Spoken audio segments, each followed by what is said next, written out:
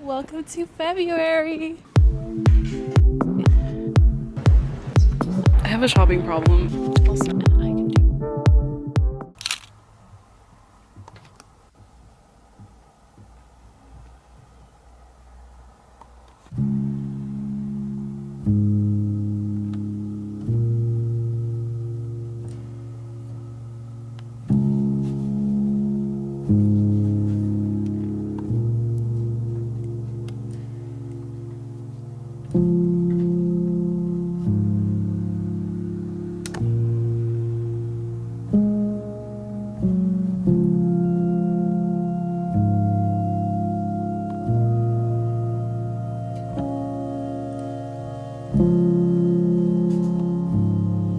Hi.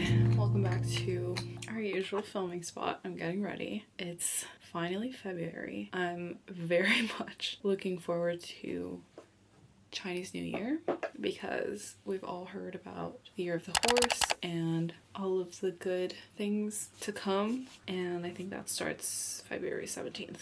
So I am feeling very spiritual because I am in dire need of just like a new era. I feel like we all are though. I had a really hectic, weird January, which is not uncommon for me, but it's always a little bit disturbing because I'm going into the year with like so much excitement and ambition, and then just certain things aren't like moving in the way that I want them to, and then like pieces are falling apart out of nowhere, and then I'm just feeling a little bit lost, which is weird because it actually should be the best era of my year since I am a Capricorn, but for some reason it doesn't feel that way. I actually think I thrive a lot more in like September or spring, like those types of beginnings, more than like an actual New Year's. But it's been nice. I've been coming down from all of the fun that I had with my cousins while they were here. It definitely helped ground me a little bit more in the things that I find important, and also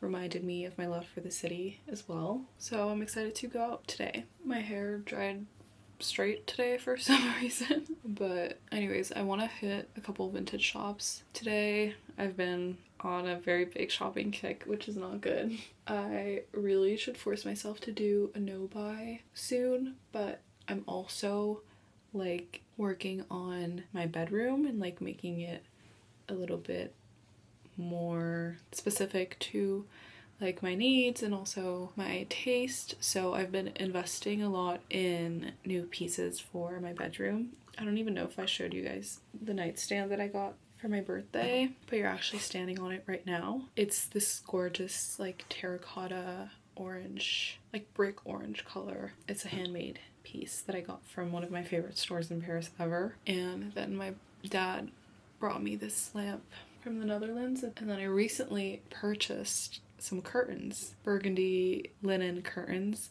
but for some reason I didn't realize that when you order a curtain they don't come in sets of two, so I need to order the second one, but for now it's already just like making the space so much more gorgeous. I don't know why I never thought about choosing like colored curtains or even like print curtains to like make a space more fun, but I'm like so happy that I bought specifically that color because it is clearly one of my favorite colors.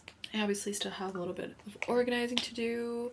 I'd love to get some new fun bedspreads, and I'm in really big need of new pillows. I also really want to get a bed skirt for my bed. I think that would make it a lot more cozy and cute. But apart from that, I'm like pretty much almost done with like the vision I have for this like side of my bedroom. This side is another discussion. I'm like not the most obsessed with my desk, but it's just like really perfect for the size of the space. Like it's a very thin, long desk, and honestly it works. Like I really don't spend that much time anymore at my desk. I used to a lot more when I was doing school full time, but now I rarely use it if I'm honest. So I'm thinking maybe of getting like a vanity here instead, because that would be a lot more useful. I also do really like doing my makeup in front of this big mirror. Like just like this setup is very me in a sense. I don't know, I'm still trying to figure out. I think I also want to do like a mood board wall. I have a more mood board like frame that I made above my bed that I love, but I think I want to do something a little bit bigger and customizable that like I can change. I've also been collecting a lot of graphic design stuff, like brochures and leaflets and posters that like really inspire me, and I would love to make that space kind of a display of that. Actually, yesterday we went to see a theater. They're redoing their identity for the new season, which is really exciting. And the really cool thing at theaters and cultural institutions like that is that they're always in support of other theaters and cultural institutions. So usually you get to pick out brochures from other theaters that they support. So I got a bunch of really cool theater brochures. I'm actually really excited about this client because cultural institutions like this are known to be a lot more open-minded and artistically inclined, and just, you know, have the ability to appreciate maybe something that's a little bit more avant-garde in comparison to like the corporate world. So I'm really hopeful that that'll be the case with these clients, and that we're going to be able to make a really fun and cool and graphic-y identity for them. But I really need to show you guys these leaflets that I got. Okay, I was the most excited to find this brochure for Théâtre Jean Villard, which is a theater that's like actually not that far from my house. I've gone like twice to try and get this, like specifically at their spot, but they've always been closed. It was so frustrating because this is like one of the coolest brochures I've ever seen. I'm pretty sure they printed this offset and definitely with Pantone, because these colors, like this neon pink, is insane. I also just like love the treatment they do on their images. It's very lurid, but it works. Like I think it makes the spirit of this theater feel very young and alive and diverse and cosmopolitan and all the stuff you want a theater to be. It's like a very good piece of inspo. We also have this tiny cute number from Marteau Festival. I actually really like small intricate designs like these. I think they work really well for the public because you can just like bring it around. They also obviously used a neon orange Pantone because it's neon, and this works really well. Like it's contemporary without being inaccessible to older generations, which is a very important thing when it comes to working for theaters. I also got a poster. This one's cool. I think this is also from Jean Villard. So this could definitely go up there when I have a place to put it. La scène musicale. It's a little bit like more classic layout that you would see in these types of brochures. And then we have Théâtre pour tout le monde. Élysée. This one is very cool. I love this typeface, like condensed but still very tall. And the yellow papers are just chef's kiss. They also go into baby pink. I love it. I think this layout is very fun and it works. So I'm gonna continue flipping through these this weekend, get all of the inspiration flowing through me so that next week I can work on some propositions or proposals. I always feel like I don't know how to translate that word, but I'm gonna get dressed now.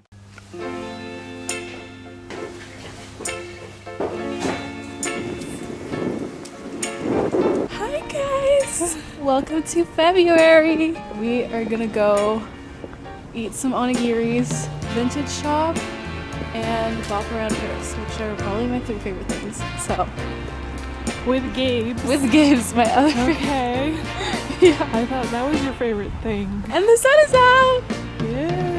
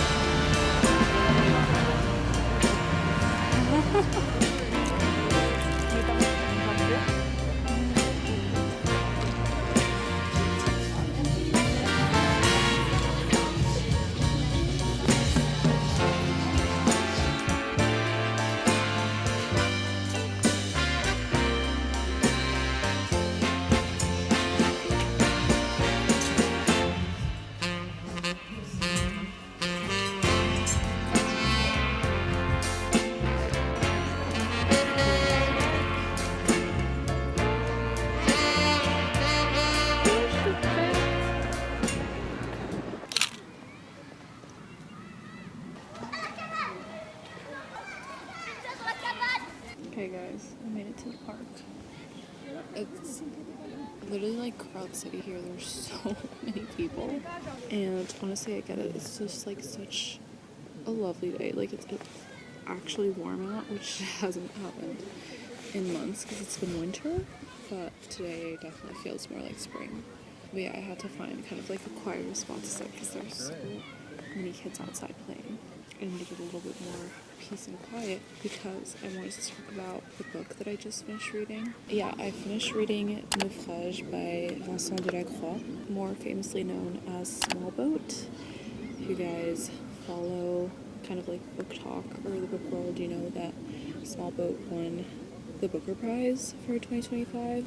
It's actually a French author, which I discussed a little bit in the last vlog, just how I kind of have a hard time reading French books because it's kind of like a mental block that I feel like I'm not going to enjoy it as much. And I'm like so used to reading in English that sometimes I'm just like lazy to take that step, even though I'm like totally capable of it. I mean, I've been going to French school since I was a child and I'm French, so there's literally no issue with that.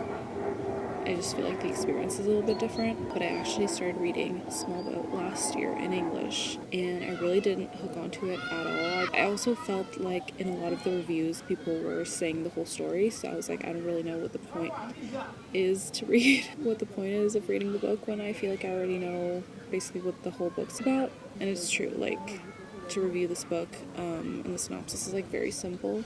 Basically,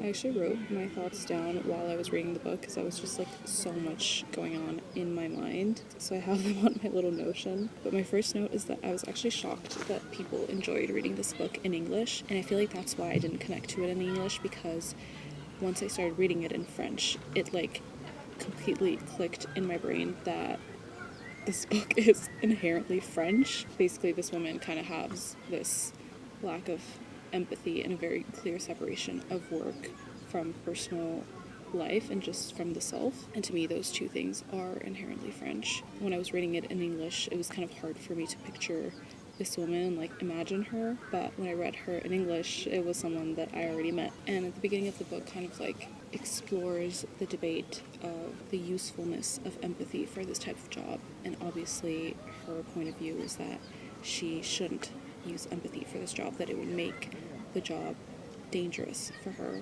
and for the people that she's taking care of. But obviously in this specific situation, there was clear depth of empathy that was needed. The book is written in the form of her inner monologue, and it's very clear because there aren't like rarely any pauses in the sentences. It's just kind of like a continuous rumble of her mind and all of her intrusive thoughts about the situation while she's being questioned by police. You can't really tell at what point she's defending herself in her mind and at what point she's defending herself to the authorities, but it's very clear that she is having an extensive sense of ruminations about the moral dilemma that this presents. I also found it interesting that the author decided to choose a woman and also a mother as the person that is going to embody the perpetrator of this tragedy, because these are kind of like stereotypical good characters in a sense. Like, you wouldn't think that a woman or a mom would have a moral bias in that sense. So it makes it harder to understand as a reader the lack of empathy that she portrays and her just complete disconnection from the fact that there were so many deaths because of what she did. It makes it a lot more astonishing and makes you question it and judge it a bit more, which is interesting. It's also an interesting discussion just about seeing the other side of the coin in these types of tragedies and just all of the resources and politics that go into organizing rescues, which is something that most of us, like common passerbys, like don't realize about these situations. We kind of just see like the first surface level information, which is were they saved or not. You don't really know everything else that goes into it and how many layers deep it is. At the end of the day, most of us would say that it was like horrible and inhumane thing, but it's also kind of like the spectacle of grief and how as viewers we are always morally right, but that's a false illusion. Like, it's not true. None of us know how we would actually react in that type of situation if we were put in her shoes. And her opinion that she's basically defending throughout the book is that we would do the same as her. It made me think a lot about like the Coldplay cheating scandal and how like the whole world got really invested in like saying how wrong it was and putting down the person that was responsible for it, but it was just like so grand and insane that at a point we start questioning like, why are people so invested in this? And they're probably not engaging in it in the right way that would justify this sort of like intense like moral harshness on the person, and like kind of like a public court of opinion, which we obviously see with like just the whole cancel culture in the media. Shaming someone right from wrong makes us feel like better people. Like, I would never do that, but we're actually losing the plot of the actual thing when we engage in these types of debates. The truth is that there is no tragedy without spectators. The people that are seeing this and judging it from afar are just as much characters and compliant in the whole scheme. Also made me think of jobs like doctors that have these huge unrealistic responsibilities of people's lives, and really all they can do is do their best at their job that day. And I think in many cases like that's the way she felt, like she was just doing the best that she could do that day, and it turned out that the best that she could do that day was extremely horrible and tragic for many people. But that's just the nature of her job. It's like an immense amount of responsibility on her shoulders that like no human should be able to withhold in full consciousness. And it makes you wonder if she was morally desensitized to the thing because of the fact that it was like her daily job and she'd seen so much of it, or if she was actually like fully lucid and actually wanting and wishing people harm. Her argument is obviously that she isn't a monster and that her voice is the voice of everyone else.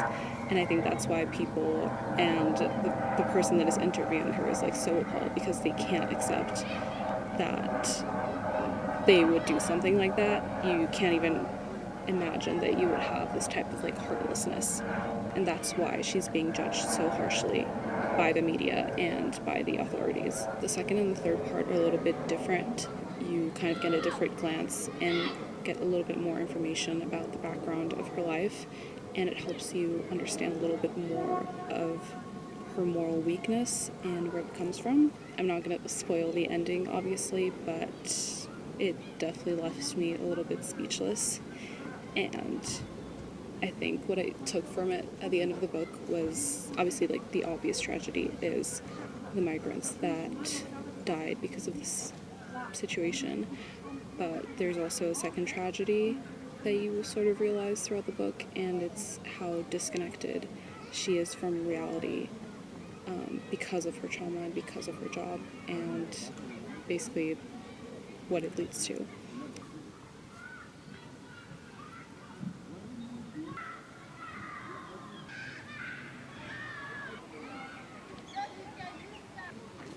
Friday, end of a crazy, hectic, chaotic week, but I'm hosting tonight. I'm inviting 3 of my friends, and I made lasagna for them, and matcha tiramisu, which is my new signature dessert dish. So I'm excited.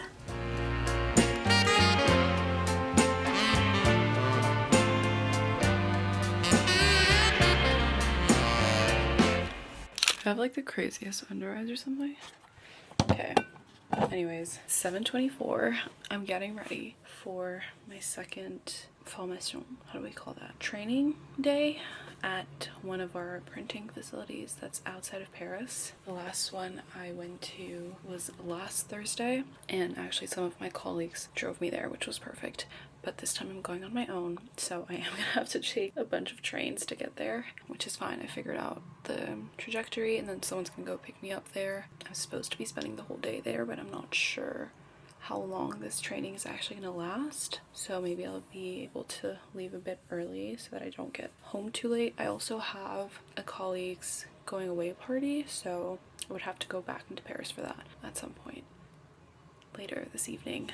I always try to wear something a little bit cozy but also pretty classy, so I have this cashmere turtleneck, and then I'm just wearing some dress pants. Having a pretty normal chill week, so I'm definitely excited to do something a little bit different today. I don't know, I just love being able to meet people that work in these places and like being able to chat about a bunch of stuff like design process and everything that comes after I deliver a project. It's super interesting, and it's definitely experience and knowledge that I will value for the rest of my studies and of my career. I definitely feel like I have like a huge advantage to be able to have access to experts like this and to ask so many questions and to take notes, and yeah, just to be able to see this process, because a lot of graphic designers don't specifically have access to this part of a project. Usually you just work in a studio and send your stuff to printers, and I can do both, so very excited. Don't know if I'll be able to film, but I'll definitely take some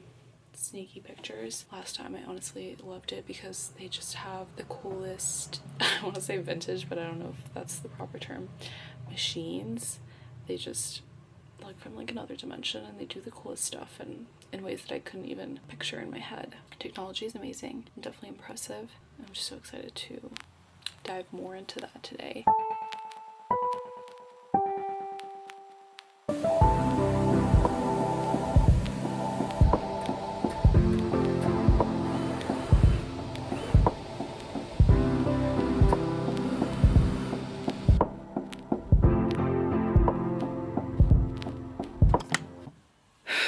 I just got home from my day of training.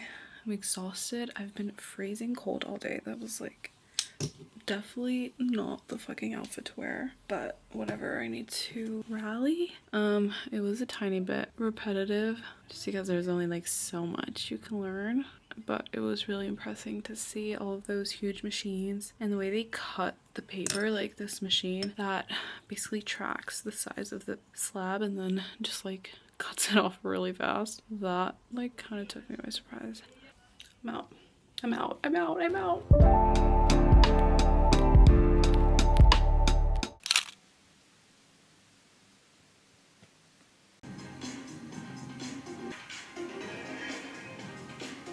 The other side. Once more each side here, guys. Opening through the chest, finding length through the spine. As you exhale, draw those down through your heart space. Just got out of the gym. I've been going on the weekends lately because it's just like so calm and I have so much time to do my shit that it's hard to pass up on such a like enjoyable opportunity.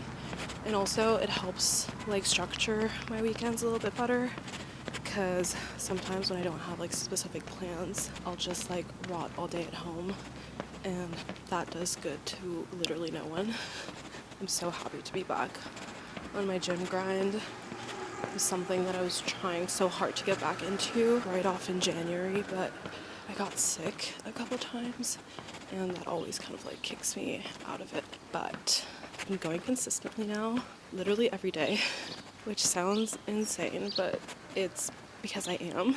I started going to the gym like more for mental reasons. I'm not gonna lie, like aesthetically, the gym is giving me a lot of confidence. That is obviously so important navigating this world, especially as a woman, to feel self-confident and going to the gym and feeling strong more than like any aesthetic markers. Feeling strong is already like a huge advantage to that.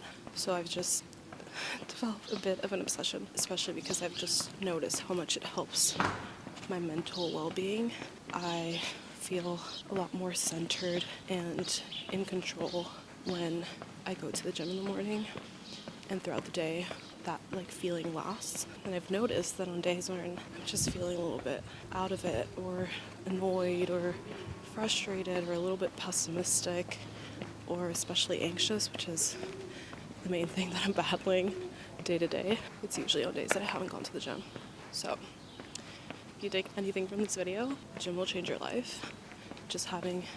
Even just having like a routine to fall back on. Like I thought about it this morning. It is rare for me to find something in my life that I don't have like 1,000 questions about all the time. I never question like if I'm gonna regret going to the gym. I know I won't. Like it's just such a sure thing in my day and in my life as like an antidote and as like a helpful ground that it's just like the best thing ever. Literally promoting it as if I'm getting paid, but it literally could be. Also, I just got a really cute new gym bag. If you guys know, LL Bean classic CBK icon item. It's like the perfect bag to fit all of my gym stuff, and it stays up. Like, it holds its shape, which is so freaking nice and so useful at the gym. So this has also been making me so happy. But anyways, I'm on the way to the market.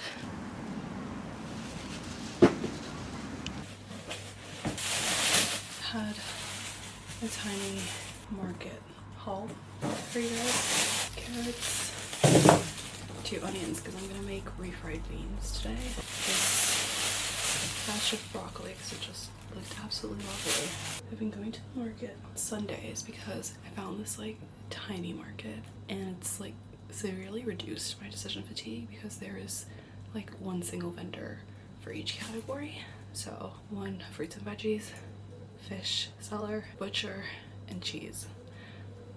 Literally dream scenario because I literally don't have to make any decisions at all. And also it's just like quality produce, cheap, vendors are nice, like all of the attributes of perfect market stroll are there. So I've been doing that. Look at my gorgy breakfast. I've got chia pudding, Greek yogurt, protein, granola, caramelized plantains, cinnamon, and made myself a matcha latte with hazelnut milk, which is a new fave. I'm about to rob my brain for a good 45 minutes. I love Housewives. I just made the most delicious, nostalgic Mexican lunch, which is, well, usually a breakfast, but waited for lunch. Beans, eggs, quesadillas, and avocado. Perfection. I have like 10-ish minutes to get ready. I'm not gonna do my makeup, just like a little bit of skincare and brows, because I'm going to the movies to watch Marty Supreme. I've gone to the theater 3 times this month, which is quite unlike me, a person that would much rather watch a movie in the comfort of her own home. But there's been so many like new hyped movies coming out recently that it feels wrong to not watch them. I just feel like there's like a new breath in the whole cinema world. Like, people are going to theaters a lot more, which is really exciting for the world of the arts in general, and people are making pretty cool stuff, so I want to be a part of it and watch it. Speaking of movies, I watched Wuthering Heights last weekend. That movie was so bizarre that I don't even think I can rate it. Like, I can't even tell you what I actually thought about it because I'm still confused about the whole thing. It's obviously, like, I'm not gonna go into the whole debate of like, is this a real adaptation or just like a full-on reinterpretation? Should she have changed the title? Blah blah. Like, I'm not like bothered enough to go there, and to be honest, I haven't read the book yet, so I can't make any comparisons. But that means that I went in like fully unexpecting. Like, I had no idea what I was about to watch. I just know it had to be some sort of like romance with Jacob Elordi and Margot Robbie. That was like the only 2 elements I had, and also that there was like really cool costume and like makeup and hair in the movie, which that did not disappoint. That was very much the case. However, the plot was so like tragic and intense, and honestly I like don't usually talk about movies, so I'm probably like the worst person to like review or rate any movie. The genre that I like is like so small and restricted. It's basically comedy, rom-com, and family dramas. That's like basically what I can wither or like withstand watching. Anything that's like involving murder or thrillers, psychological, old movies, like new movies, like my perfect era is like 90s, 2000s, because you really don't have to think that much. You're just like really watching something that is gonna be like, you know, you're gonna enjoy, and it's gonna go by fast and yada yada. So I just have a harder time with these types of movies in general because I feel like I get really sucked into the time frame of the movie, and then it's hard for me to like come back to reality once I leave the theater. So I just leave with like this lingering anxious feeling, like almost as if I was part of the story, which is so annoying. I wish I felt a bit more detached because I feel like I could enjoy it more that way. I guess I'm just like an empath. That's not true, don't quote me on that. Anyways, a whole lot of chit chat for nothing. I went out yesterday with like my sister and a bunch of her friends. It was super fun. And we did a lot of like window shopping, or at least I did. And I've had kind of like shopping hangover that I'm like, shit, I wish I would have bought all of the stuff that I saw yesterday. So I wanted to go before the movies. I don't think I'm gonna have time to do that. If I'm still feeling that way after the movies, I might have to succumb to it. Honestly, I got my salary 2 days ago. I've been really good this month. I haven't bought any, that's not true, like I've bought things, but nothing too major. And I don't know, there are some things that I just had a total first love connection with. I think I just need to go back. I need to go back and get it.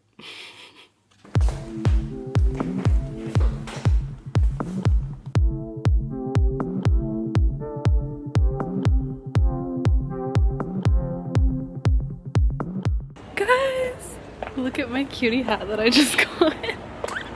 I have a shopping problem. This is bad. I'm like low-key ashamed. I kept thinking about the clip that I filmed earlier and how I was talking about like, I haven't bought anything and now I need to go buy something. And I was like, I have a problem.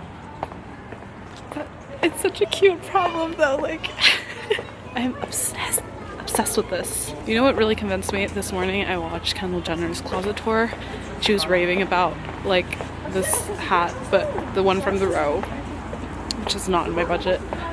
But I actually think this one is much cuter, and it has like the prettiest little details.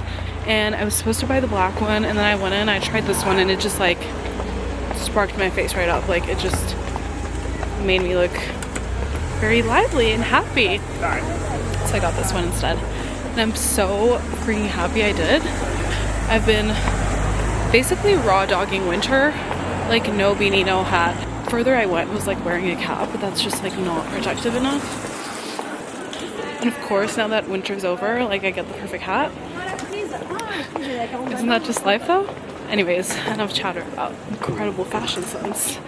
I freaking loved Marty Supreme, and that's like literally all I'm gonna say about it though. Because I like feel no need to justify it. It was just such an insanely great movie.